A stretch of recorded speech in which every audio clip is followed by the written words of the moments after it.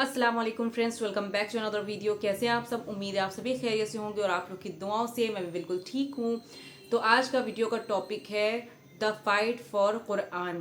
تو یہ ویڈیو ہم نے لی ہے کوہستانی بھائی کے چینل سے، اور ان کی ویڈیوز تو ویسے بھی بہت ہی زیادہ انٹرسٹنگ ہوتی ہیں، بہت ہی زیادہ ہسٹوریکل ویڈیوز ہوتی ہیں، تو اس ویڈیو کو لاسٹ تک ضرور دیکھیے گا۔ تو چلیے ویڈیو شروع کرتے ہیں۔ جیسے ہی حضرت عثمان رضی اللہ عنہ مسلمانوں کے تیسرے خلیفہ بنے، مسلمانوں کی آپس میں ایک ایسی بحث شروع ہوئی جس سے پہلی بار پوری مسلمان امت کے ٹوٹنے کا خطرہ تھا، کیونکہ یہ بحث کسی اور بات پر نہیں بلکہ دنیا کی سب سے بڑی کتاب پر تھی، قرآن۔ رسول اللہ صلی اللہ علیہ وسلم کے زمانے میں مسلمان قرآن کو عربی کے 7 بڑے ڈائلیکٹس، 7 بڑے لہجوں میں پڑھتے تھے، لیکن جیسے جیسے مسلمانوں کی خلافت پھیلتی گئی، پوری دنیا سے لوگ اسلام کی طرف آنے لگے اور پہلی بار صحابہ سے قرآن سیکھنے لگے۔ لیکن اب مسئلہ یہ تھا، یہ نئے مسلمان صحابہ سے الگ الگ لہجوں میں قرآن سیکھتے تھے، جو پہلے تو کوئی بڑا مسئلہ نہیں تھا، لیکن آہستہ آہستہ کچھ نئے لوگ اپنے لہجے کو صحیح کہنے لگے اور دوسروں کے لہجوں کو غلط، اور حالات اتنے خراب ہوئے کہ کچھ مسلمان قرآن کے ان لہجوں کی وجہ سے ایک دوسرے کو کافر کہنے لگے۔ اسی طرح یہ بحثیں بڑھتی گئی اور تیسرے خلیفہ حضرت عثمان کے دور میں اپنی پیک پر پہنچے۔ حضرت عثمان کے دور میں مسلمانوں نے یہ سارا علاقہ فتح کر لیا تھا، اور اب مسلمانوں کی فوج تیزی سے آذربائیجان کی طرف بڑھ رہی تھی۔ لیکن وہیں آذربائیجان میں جب ایک دن مسلمانوں کی فوج نماز کے لیے کھڑی ہوئی، نماز کے فوراً بعد مسلمانوں کی فوج کی آپس میں ایک بہت ہی خطرناک بحث شروع ہوئی، جس میں مسلمان ایک دوسرے کے قرآن پڑھنے کے طریقے کو غلط کہنے لگے اور صرف اپنے لہجے کو اصل قرآن کہنے لگے۔ آخر یہ بحث اتنی بڑھ گئی کہ ایسا لگنے لگا کہ اب مسلمان پہلی بار ایک دوسرے کے خلاف ہی تلواریں نکالیں گے۔ لیکن مسلمانوں کی اس فوج میں ایک بہت بڑے صحابی بھی موجود تھے، حذیفہ بن یمان رضی اللہ عنہ۔ جب انہوں نے مسلمانوں کو اس طرح لڑتے ہوئے دیکھا، وہ اس بات سے ڈرنے لگے کہ کہیں آگے جا کر مسلمان فرقوں میں نہ بٹ جائیں، تو وہ اس جنگ کو چھوڑ کر تیزی سے واپس مدینہ میں خلیفہ عثمان رضی اللہ عنہ کی طرف روانہ ہوئے، اور مدینہ پہنچتے ہی اپنے گھر جانے کے بجائے وہ سیدھا حضرت عثمان کے پاس پہنچے اور ان سے کہا، یا امیر المومنین، اس سے پہلے کہ مسلمان بھی یہودیوں اور کرسچنز کی طرح ڈیوائیڈ ہو جائے، آپ اس امت کو ٹوٹنے سے بچا لیں۔ لیکن یہ کوئی پہلی دفعہ نہیں تھا کہ آسمانی کتابوں پر بحث ہوئی ہو، اس سے پہلے بھی ایسا ہو چکا تھا۔ دنیا میں 4 بڑی آسمانی کتابیں ہیں، تورات، زبور، انجیل اور قرآن۔ پہلی کتاب تورات ایک بہت بڑے پیغمبر موسیٰ علیہ السلام پر نازل ہوئی۔ جب موسیٰ علیہ السلام نے فرعون اور اس کی پوری فوج کو سمندر میں تباہ کر دیا تھا اور بنی اسرائیل کو لے کر ڈیزرٹ میں پھر رہے تھے، تب اللہ نے موسیٰ علیہ السلام پر تورات نازل کی۔ جیسے ہی موسیٰ علیہ السلام پر تورات نازل ہوئی، انہوں نے فوراً حکم دیا کہ اللہ کی اس عظیم کتاب کے لیے ایک بڑا صندوق، تابوت بنایا جائے۔ اس تابوت میں تورات کے ساتھ ساتھ کچھ اور بھی ہولی چیزیں رکھی گئی، جیسے کہ ہارون علیہ السلام کی چھڑی، The 10 Commandments، اور منو سلوا کا ایک برتن۔ یہ تابوت بنی اسرائیل کے لیے اتنا ہولی تھا کہ وہ اس کی اپنی جان سے بھی زیادہ حفاظت کرتے تھے۔ اور آخر فلسطین کو فتح کرنے کے بعد بنی اسرائیل نے یہ تابوت اپنے سب سے بڑے ٹیمپل میں رکھا، اور اگلے 300 سال تک یہ تابوت اور تورات وہی پڑے رہے۔ لیکن آخر 300 سال بعد بنی اسرائیل کے فلسطین پر ایک بہت بڑے قوم نے حملہ کیا، جن کا سب سے بڑا واریر تھا جالوت۔ جالوت اور اس کی فوج بنی اسرائیل کو تیزی سے کرش کرتی گئی، اور فلسطین تیزی سے بنی اسرائیل کے ہاتھ سے نکلنے لگا، اور حالات اتنے خراب ہوئے کہ بنی اسرائیل کے علماء نے فیصلہ کیا کہ آج کے بعد ہر جنگ میں ہم یہ تابوت اپنی فوج کے سامنے رکھیں گے، تاکہ اس تابوت کی برکت سے ہم جنگ جیت جائیں۔ لیکن ایسا نہیں ہوا۔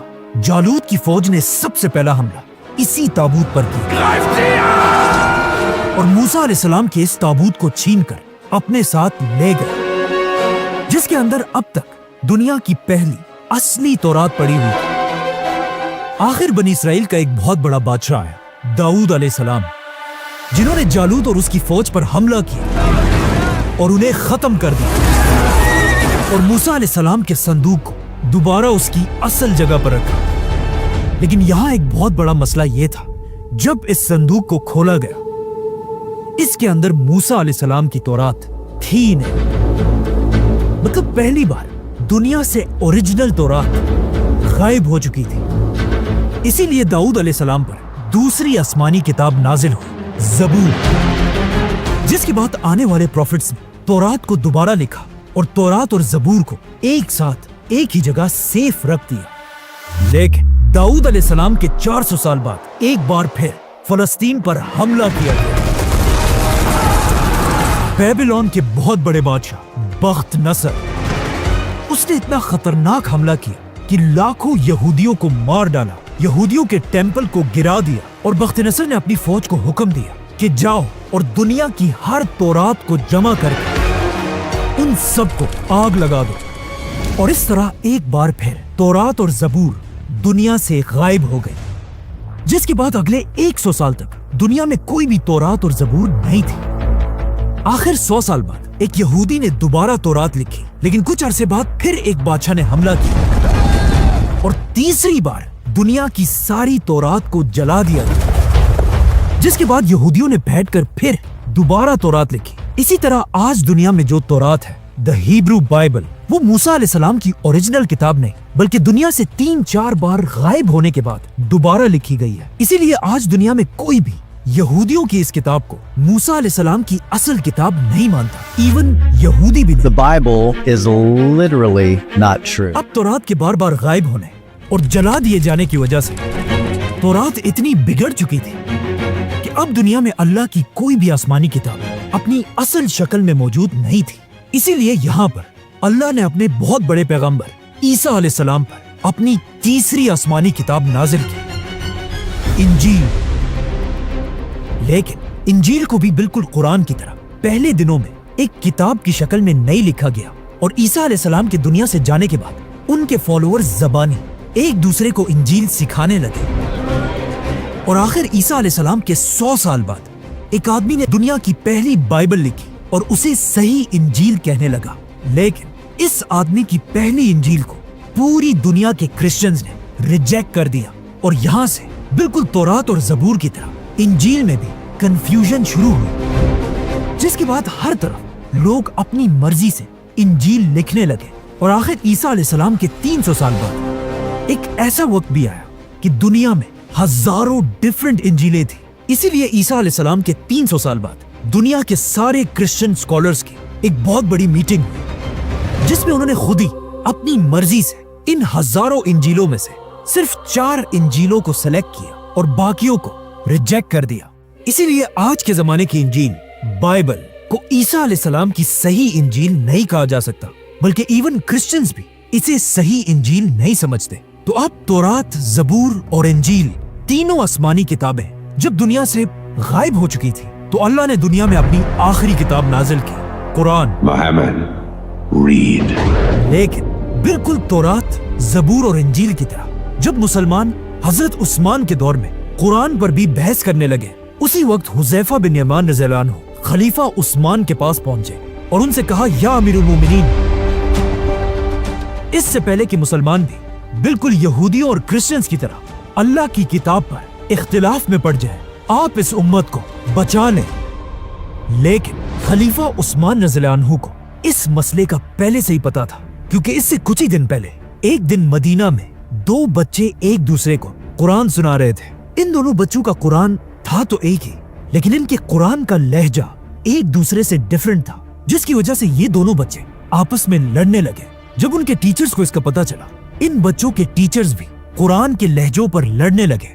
آہستہ آہستہ یہ لڑائی اتنی پھیل گئی کہ یہ مسئلہ سیدھا خلیفہ عثمان تک پہنچا۔ تو اب جب مدینہ سے لے کر خلافت کے بارڈرز تک لوگ قرآن کے لہجوں پر بحث کرنے لگے تھے، تب حضرت عثمان نے اپنی زندگی کا سب سے بڑا فیصلہ کیا اور مدینہ کے سارے بڑے صحابہ کو مسجد نبوی میں جمع کیا और फिर रसूलुल्लाह सल्लल्लाहु अलैहि वसल्लम के मिंबर पर खड़े होकर कहा कि वक्त आ चुका है, पूरी दुनिया के मुसलमानों को कुरान के एक ही लहजे पर यूनाइट किया जाए। जिसमें कुछ सहाबा हजरत उस्मान के इस फैसले से खुश नहीं थे, लेकिन ज्यादातर सहाबा ने हजरत उस्मान के इस फैसले को सपोर्ट किया, जिनमें सबसे बड़े सहाबी थे फ्यूचर खलीफा हजरत अली रज़ियल्लाहु अन्हु। हजरत उस्मान रज़ियल्लाहु अन्हु ने एक लहजे का कुरान बनाने के लिए 8 लोगों की कमेटी बनाई और इस कमेटी का हेड उन्होंने ज़ैद बिन साबित रज़ियल्लाहु अन्हु को बनाया, क्योंकि ज़ैद बिन साबित कोई आम सहाबी नहीं, वो रसूलुल्लाह सल्लल्लाहु अलैहि वसल्लम के जमाने से कुरान की आयत लिखा करते थे। और हजरत अबू बकर रज़ियल्लाहु अन्हु के जमाने में ज़ैद बिन साबित रज़ियल्लाहु अन्हु ने पहली बार कुरान को किताब की शक्ल में लिखवाया था। ये दुनिया का पहला कुरान सबसे पहले अबू बकर रज़ियल्लाहु अन्हु के पास था, फिर हजरत उमर रज़ियल्लाहु अन्हु के पास, और अब हजरत उमर रज़ियल्लाहु अन्हु की बेटी उम्मुल मोमिनीन हजरत हफ्सा रज़ियल्लाहु अन्हा के पास था। तो हजरत उस्मान ने इसी कुरान को दोबारा मंगवाया और हजरत ज़ैद से कहा कि इसी कुरान को देखकर एक ही लहजे में कुरान लिखो, लेकिन वो लहजा कुरैश का लहजा होना चाहिए, क्योंकि कुरान असल में इसी लहजे में नाजिल हुआ था। जैसे ही कुरान एक ही लहजे में कंप्लीट कर लिया गया, हजरत उस्मान ने पूरी खिलाफत में एक हुक्म जारी किया कि जिस मुसलमान के पास भी कुरान के हिस्से पड़े हुए हैं, चाहे वो चमड़े, पत्थर या पत्तों पर लिखी हो, उन सब कुरान के हिस्सों को खिलाफत के हवाले कर दिया जाए। जिसके बाद पूरी दुनिया के मुसलमान अपने अपने कुरान के नुस्खों को खिलाफत के ऑफिसर्स के हवाले करने लगे। जब कुरान के ऑलमोस्ट सारे नुस्खे हजरत उस्मान के पास जमा हुए, हजरत उस्मान ने हुक्म दिया कि अब इन सब को आग लगा दी जाए। जैसे ही इन सब को आग लगाई गई, उसके बाद अब दुनिया में सिर्फ एक ही कुरान बाकी रहा, कुरैश के लहजे में लिखा गया कुरान। जिसके बाद हजरत उस्मान ने इसी कुरान के 7 कॉपीज बनाई और उसे खिलाफत के हर बड़े शहर की तरफ भेज दिया और पूरी दुनिया में ऐलान किया कि आज के बाद पूरी दुनिया के मुसलमानों का एक ही यही कुरान होगा। हजरत उस्मान के इसी कुरान को आज पूरी दुनिया के बिलियंस ऑफ मुसलमान डेली पढ़ते हैं और हजरत उस्मान के जमाने का कुरान दुनिया के कुछ हिस्सों में पड़ा हुआ है। उज़्बेकिस्तान, इस्तांबुल, दमिश्क और इवन बर्मिंघम में भी उसी कुरान का कुछ हिस्सा आज तक पड़ा हुआ This है। remarkable document had been resting on the shelves of the university library for decades. इस तरह हजरत उस्मान ने कुरान को आज के तौरात और इंजील की तरह बिगड़ने से बचा लिया, क्योंकि आज पूरी दुनिया में कोई भी कुरान की ऑथेंटिसिटी पर सवाल नहीं उठा सकता। अब हजरत उस्मान ने पूरी दुनिया के मुसलमानों को एक कुरान पर यूनाइट तो कर लिया था, लेकिन मुसलमानों की खिलाफत जो इससे पहले बहुत तेजी से हर तरफ फैल रही थी, अब बिल्कुल स्टॉप हो चुकी थी और रोमन एम्पायर की फौज मुसलमानों को एक कदम भी आगे रखने का मौका नहीं दे रहे थे। तो अब हजरत उस्मान की खिलाफत में आगे बढ़ने का सिर्फ एक ही रास्ता था, समंदर। इस्लाम की तारीख की पहली navy. Subscribe. So I hope friends आप लोगों को ये वीडियो बहुत अच्छा लगा होगा। और जो दुनिया में हमारी 4 किताबें भेजी गई थी, अल्लाह ताला ने 4 किताबें भेजी थी, पहली तौरात, फिर ज़बूर, फिर इंजील, उसके बाद जो लास्ट किताब थी हमारे प्यारे नबी के ऊपर जो नाजिल की गई थी वो थी कुरान, जो आज हमारे घरों में मौजूद है और हर मुसलमान के घर में ये किताब मौजूद है और कोई भी इसके अंदर डिफरेंस नहीं है। एक ही किताब हर घर में है, पूरी दुनिया में एक ही किताब मौजूद है जिसमें कोई भी डिफरेंस नहीं है। आज तक उसके अंदर कोई भी डिफरेंस नहीं ला पाया है। तो इस किताब के ज़रिए हम सब ने इस्लाम को सीखा है, दीन को सीखा है और तर्जुमे के साथ कोशिश किया करें कि कुरान को पढ़ा करें, क्योंकि कुरान को तर्जुमे के साथ पढ़ना ही बेहतर है। उससे ही हमें पता चलेगा कि कुरान में लिखा क्या है, अल्लाह ताला ने हमें कुरान के ज़रिए क्या समझाया है। तो इसको हमें तर्जुमे के साथ पढ़ना चाहिए और इंशाअल्लाह कि आपको वीडियो बहुत पसंद आया होगा। वीडियो पसंद आया है तो प्लीज़ चैनल को सब्सक्राइब कर दीजिए, वीडियो को लाइक और शेयर कर दीजिए। मिलते हैं नेक्स्ट वीडियो में एक नए कंटेंट के साथ, तब तक के लिए अल्लाह हाफिज़।